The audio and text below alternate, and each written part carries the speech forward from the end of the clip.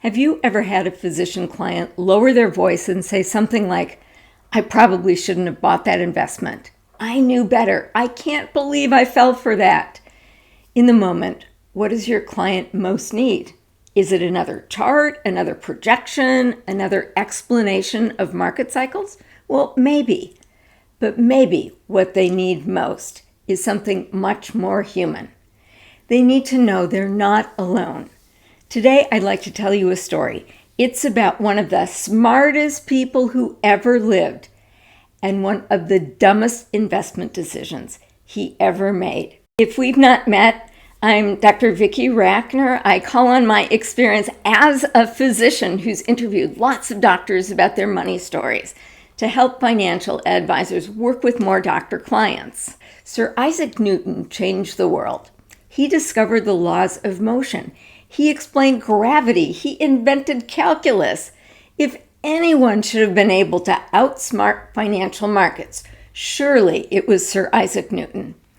In 1720, England was captivated by the South Sea Company. Its stock prices seemed to rise almost every day. Early in the year, Newton did something very wise. He sold his shares. He doubled his money. Most of us would call that a great investment. But then something happened. He watched everyone around him continue to get richer. The stock kept climbing. People were making fortunes.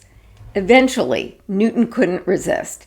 He bought back into the market, but this time at a much higher price. Shortly afterwards, the bubble burst. Newton lost the equivalent of millions of dollars in today's money. Later, he reportedly said, "I can calculate motions of heavenly bodies, but not the madness of people." I love that quote, not because it explains markets, but it explains one of the barriers to wealth building: innate human behavior. As a financial advisor, you often assume your clients need better financial information, but that's not always true. Most physicians already know that chasing returns is risky. Most know that buying high and selling low isn't a winning strategy. Knowledge was never Newton's problem. Psychology was. And psychology is often your client's greatest challenge as well. Here's what I've learned after years of interviewing physicians about their relationship with money. Doctors hold themselves to incredibly high standard.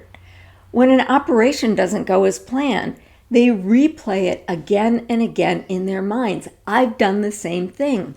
When they miss a diagnosis, they carry it with them. And when they make a financial mistake, many quietly conclude, "I should have known better." What they're feeling isn't just disappointment, it's embarrassment, sometimes even shame. That's an emotion that quietly gets in the way of good financial conversations. The next time a physician tells you about a painful financial decision, I'd encourage you to resist the temptation to immediately fix the problem. Instead, normalize the experience. You might say, "Can I tell you a fascinating story? Even Isaac Newton got swept up in one of the history's greatest market bubbles." Notice what happens. You're no longer talking about their mistake. You're talking about human nature. That simple shift often changes the emotional temperature of the conversation. Instead of feeling judged, your client feels understood. And people make better decisions when they're thinking clearly, not defending themselves. One of the most valuable roles you play isn't simply managing investments. It's helping physicians make sense of their experience. Help them separate a poor decision from their identity. Helping them understand that smart people sometimes make very human choices. That's not weakness. That's life. And I'd like to leave you with a question.